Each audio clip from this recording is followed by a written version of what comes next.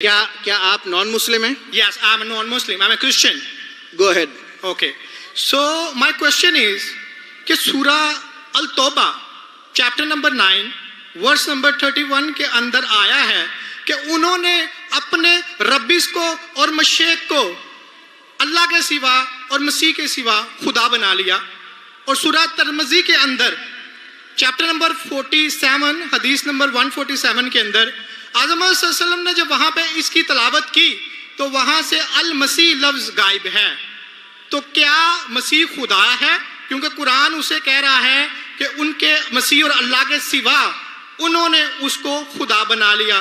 اور اگر مسیحوں نے اپنے ربیس کو خدا بنا لیا تو آج مسلمانوں نے بھی تو اپنے بابوں کو خدا بنا لیا ہے. تو پھر ان میں اور ان میں کیا فرق ہے؟ Thank you.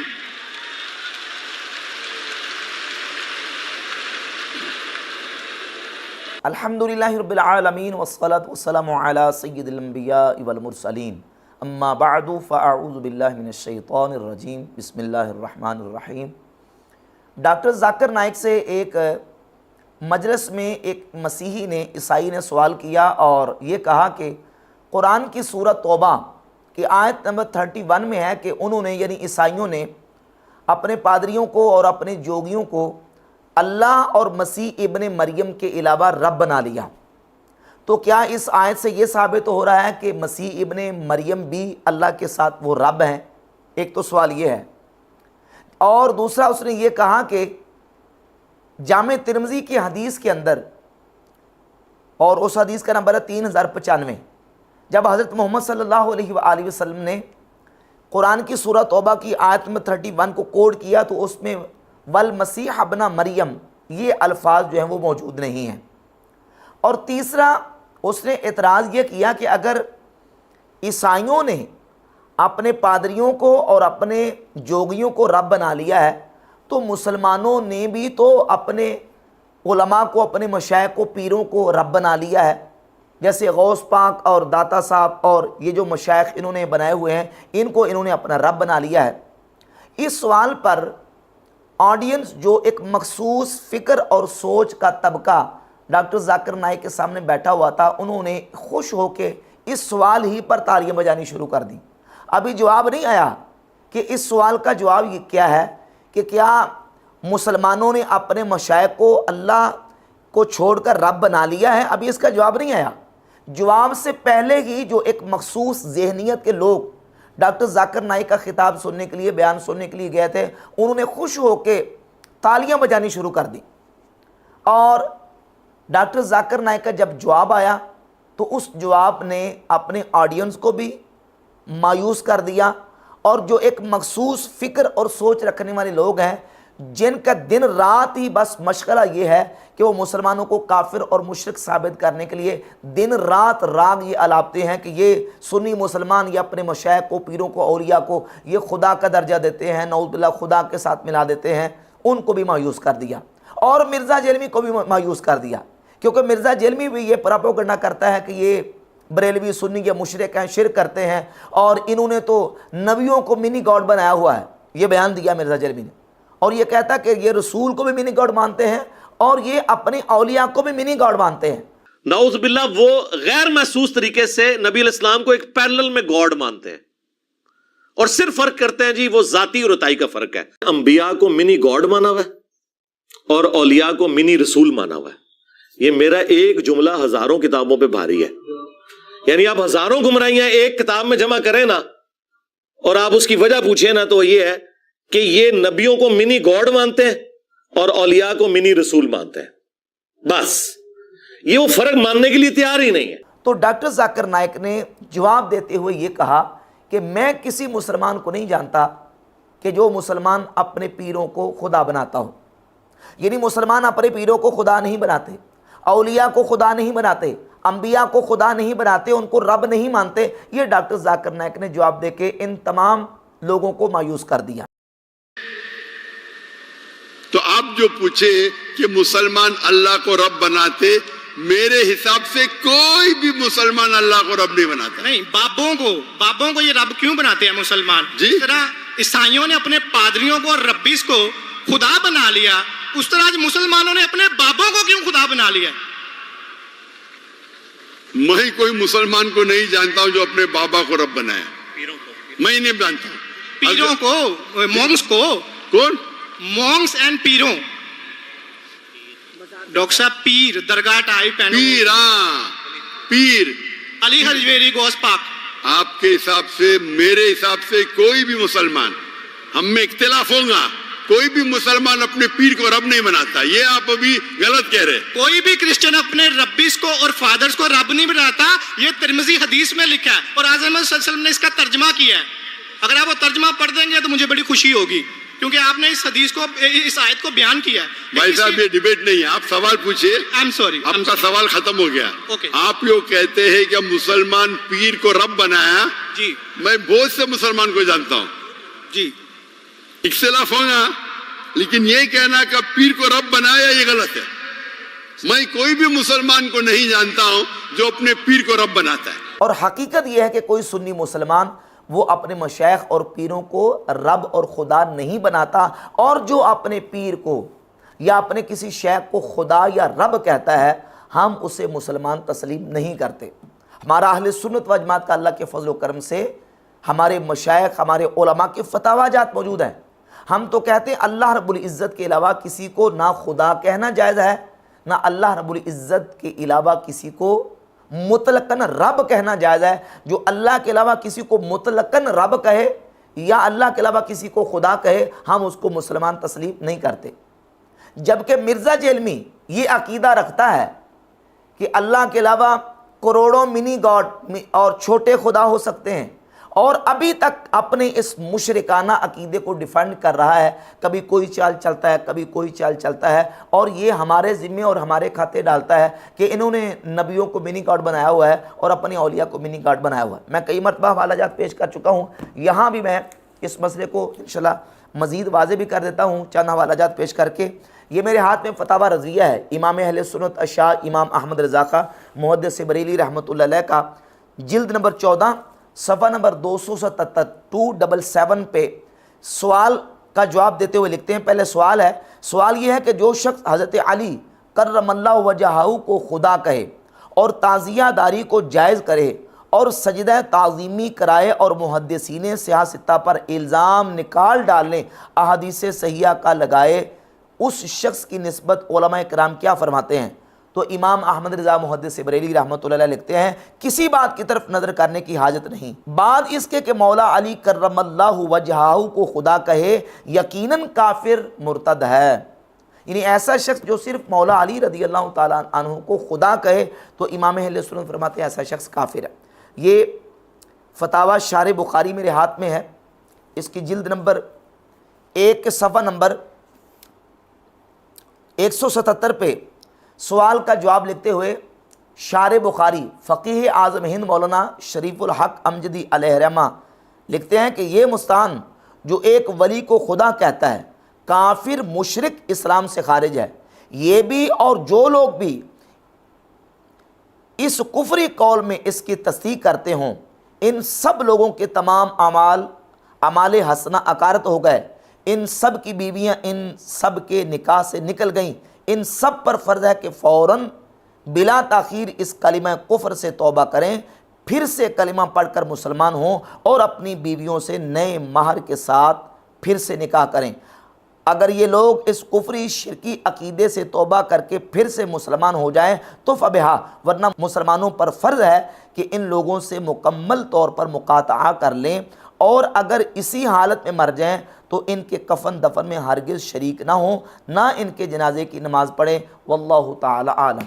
और इसी मसला को बयान करते हुए मुफ्ती आज़म हिंद मौलाना मुस्तफ़ा रज़ा ख़ान साहिब आला हज़रत इमाम अहमद रज़ा मुहद्दिस बरेली रहमतुल्लाह अलैह के बेटे फतावा मुस्तफ़िया के सफ़ा नंबर 31 पर लिखते हैं कि अल्लाह अज़्ज़ा व जल्ला पर ही खुदा का इतलाक़ हो सकता है, और सलफ़ से लेकर खलफ़ तक हर कर्न में तमाम मुसलमानों में बिला नकीर इतलाक़ होता रहा है, और वो असल में खुद आ है। खुदा असल में खुद आ है, जिसके माना है वो जो खुद मौजूद हो, किसी और के मौजूद किए मौजूद ना हुआ हो, यानी कायम बेनफ्स ही कायम बेज़ात ही हो, और वो नहीं मगर अल्लाह अज़्ज़ा व जल हमारा सच्चा खुदा।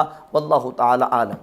تو ہمارے علماء نے تو واضح طور پر لکھا کہ اللہ تعالیٰ کے علاوہ کسی اور کو خدا کہنا جائز نہیں، اور مطلقاً اللہ کے علاوہ کسی کو رب کہنا بھی جائز نہیں۔ ہاں رب کا کلمہ اللہ تعالیٰ کے علاوہ جہاں قرآن مجید میں مخلوق کے لیے ذکر ہوا تو وہ اضافت کے ساتھ ذکر ہوا ہے، جیسے سورہ یوسف میں 4 مقامات پہ رب کا کلمہ مخلوق کے لیے ذکر ہوا ہے، لیکن وہاں اضافت کے ساتھ۔ اضافت معنی کسی کے طرف نسبت کر کے، اس کا رب، میرا رب، تیرا رب، یعنی اس کی اضافت کی نسبت کسی کی طرف ہوگی تو رب کا کلمہ یہ اضافت کے ساتھ مخلوق کے لیے اس ذکر ہوا ہے قرآن مجید کے اندر، لیکن مخلوق کے لیے مطلقاً رب کا کلمہ یہ استعمال کرنا ہرگز جائز نہیں۔ یہ ہمارا نظریہ، اور اس کو علماء نے بھی بیان کیا۔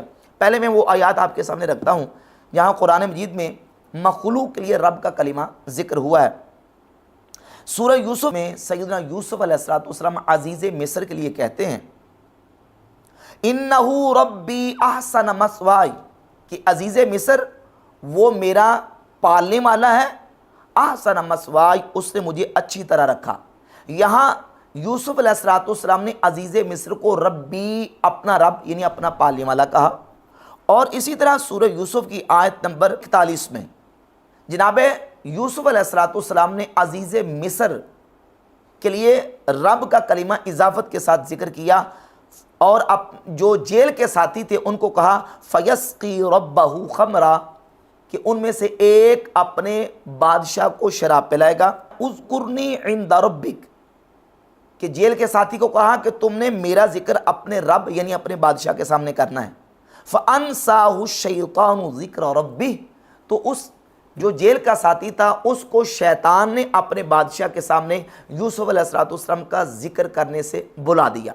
تو یہاں قرآن مجید کے اندر ربی، ربہ، یہ کلمات جو ذکر ہوئے ہیں وہ رب کا کلمہ مخلوق کے لیے اضافت کے ساتھ ذکر ہوا ہے، بغیر اضافت کے مطلقاً اللہ کے علاوہ مخلوق کے لیے رب کا کلمہ استعمال کرنا اور اس کا ذکر کرنا جائز نہیں ہے۔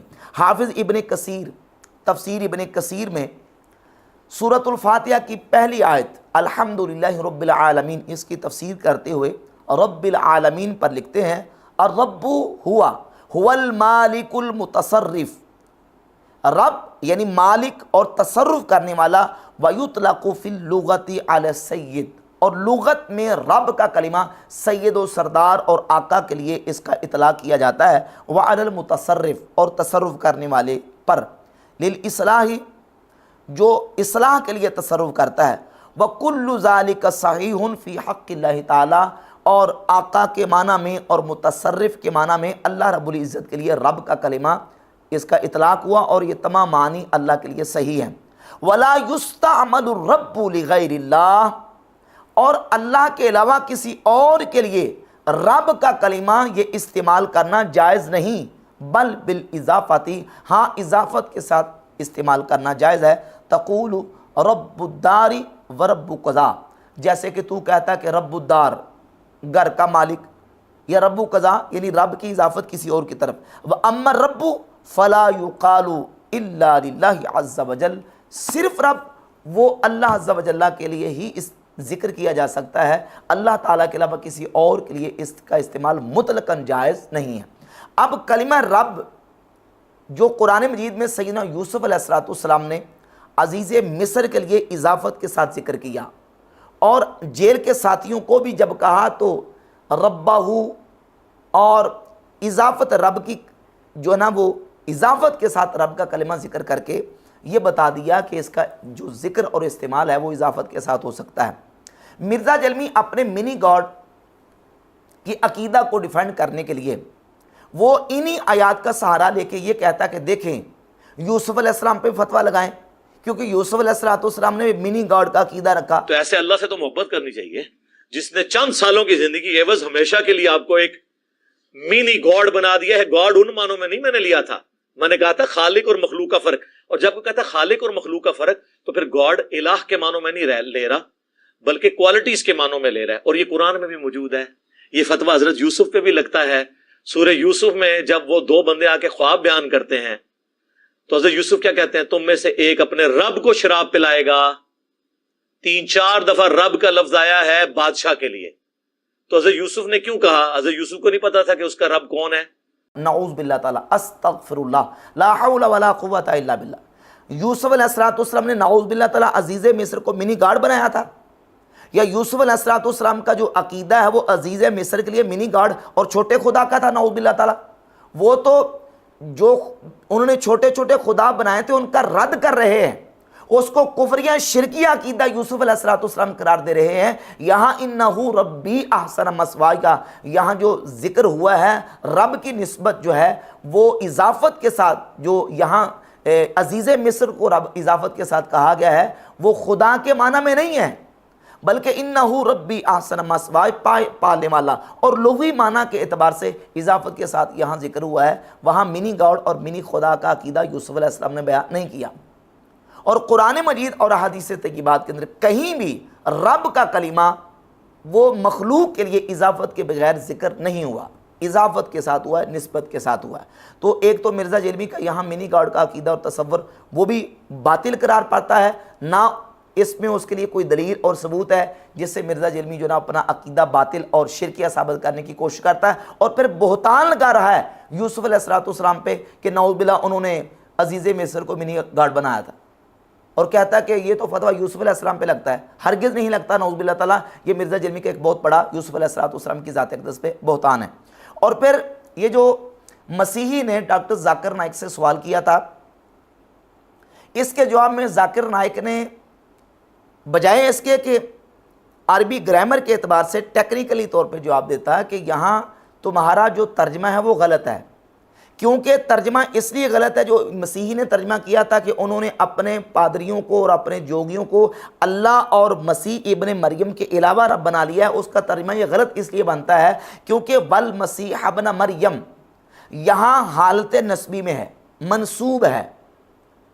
یہ ترجمہ بنتا ہی نہیں کہ اللہ اور مسیح ابن مریم کے علاوہ رب بنا لیا۔ کیوں؟ اس لیے کہ والمسیح ابن مریم یہ منصوب ہے، حالت نسب بتاتی ہے کہ والمسیح ابن مریم کا عطف اللہ اس میں جلالت پر نہیں ہے۔ اگر تو ہوتا من دون اللہ والمسیح ابن مریم تو پھر والمسیح ابن مریم کا عطف اللہ اس میں جلالت پہ ہوتا، جبکہ والمسیح ابن مریم حالت نسب میں منصوب ہے، جو بتا رہا ہے کہ یہاں والمسیح ابن مریم کا عطف احبارہم پہ ہے۔ اور اب ترکیب یہ بنے گی اتخذوا احبارہم ورہبانہم والمسیح ابن مریم اربابا من دون اللہ، کہ ان مسیحیوں نے، ان عیسائیوں نے اپنے پادریوں کو اور اپنے جوگیوں کو اور عیسیٰ ابن مریم کو اللہ کو چھوڑ کر رب بنا لیا۔ اب یہ ترکیب بنے گی والمسیح ابن مریم منصوب ہونے کی بنیاد پہ اس کا عطف جو ہے احبارہم پہ ہے۔ اب یہ ٹیکنیکل بحث تھی اور ایک ٹیکنیکل جواب تھا، چونکہ جو عیسائی اعتراض کرنے والا تھا وہ بھی عربی گرامر سے ناآشنا اور نابلد تھا، اور جس سے سوال کیا جا رہا ہے ڈاکٹر ذاکر نائک سے وہ بھی عربی گرامر نہیں جانتا، نہ اسے عربی کی کوئی شدھ بودھ ہے، تو وہ عربی گرامر کے اعتبار سے جو ٹیکنیکلی جواب نہیں دے سکا۔ وہ کہتا جی کہ آپ نے ترجمہ غلط کیا، کیونکہ میرے پاس جو ترجمہ لکھا ہے وہ ترجمہ اور لکھا ہوا ہے۔ عیسائی بھی ترجمے کی بنیاد پہ اعتراض کر رہا ہے، اور ڈاکٹر ذاکر نائک نے اس کو جواب ترجمے کے اعتبار سے دیا، جبکہ ٹیکنیکلی اور عربی گرامر کے اعتبار سے یہ جواب بنتا تھا، اور عیسائی کا اعتراض بالکل باطل اور مردود ہے۔ کیوں؟ اس لیے کہ یہاں جو ہے وہ اللہ رب العزت کی ربوبیت کا ثبوت بیان کیا جا رہا ہے، اور اللہ رب العزت کے علاوہ جو انہوں نے خدا بنا لیے تھے، رب بنا لیے تھے، اپنے احبار اور اپنے جوگی اور عیسیٰ ابن مریم، ان کی ربوبیت کی یہاں نفی کی جا رہی ہے۔ اور پھر جو اس نے کہا کہ جامع ترمذی کی 3095 نمبر حدیث کے اندر والمسیح ابن مریم جو ہے اس کا ذکر نہیں ہے، تو وہاں جو بات مقصود تھی قرآن مجید کی یہ آیت مبارکہ نبی پاک صلی اللہ علیہ وآلہ وسلم نے بطور اقتباس وہاں ذکر کیا ہے، اور یہ اصول ہے علم بلاغت کا کہ جب کسی بھی بات کو کسی مقام پہ بطور اقتباس کوڈ کیا جاتا ہے تو جتنا حصہ وہاں مقصود ہوتا ہے، مستدل ہوتا ہے، اس کو ذکر کیا جاتا ہے۔ نبی پاک صلی اللہ علیہ وآلہ وسلم نے اس روایت کے اندر، اگرچہ اس کی سند کے اوپر محدثین کا کلام بھی ہے، اس روایت کے اندر جو نبی پاک علیہ الصلوۃ والسلام نے سورہ توبہ کی آیت 31 کو بطور اقتباس ذکر کیا ہے، وہ عدی ابن حاتم کو یہ بتانا مقصود تھا کہ عیسائیوں نے اپنے پادریوں کو اور اپنے جوگیوں کو رب بنا لیا، تو چونکہ یہ سمجھانا مقصود تھا تو نبی پاک صلی اللہ علیہ وآلہ وسلم نے اس مقام پہ بطور اقتباس اتخذوا احبارہم ورہبانہم اربابا من دون اللہ سورہ توبہ کی آیت نمبر 31 کا اتنا حصہ تلاوت فرمایا۔ تو آگے والمسیح ابن مریم، یہاں چونکہ گفتگو اور ذکر اس بات کا نہیں ہو رہا تھا بلکہ اس بات کا ہو رہا تھا کہ عیسائیوں نے، نصارہ نے اپنے پادریوں کو اور اپنے جوگیوں کو رب بنا لیا، تو نبی پاک علیہ الصلوۃ والسلام نے اس مقام پہ اقتباس کے طور پر جو ہے وہ اس آیت کو اتنا حصہ تلاوت فرمایا۔ لہذا اس پادری کا اور اس عیسائی کا اعتراض بھی باطل ہے، اور جو لوگ یہ باطل عقیدہ مسلمانوں کے خلاف گھڑ کے مسلمانوں کو مشرک قرار دینے کی کوشش کرتے ہیں کہ دیکھیں کہ انہوں نے اپنے اولیاء کو رب بنا لیا، خدا بنا لیا، ڈاکٹر ذاکر نائک نے ان کا بھی رد کر دیا اور ان کو بھی مایوس کر دیا، جس سے یہ بات بالکل واضح ہوتی ہے کہ بحمد اللہ تعالیٰ یہ امت مسلمہ ہے اور امت خیر ہے، یہ امت توحید پر کھڑی ہے، یہ اپنے علماء اور اپنے مشائخ کو رب نہیں مانتے بلکہ ان کو اللہ کا بندہ ہی مانتے ہیں۔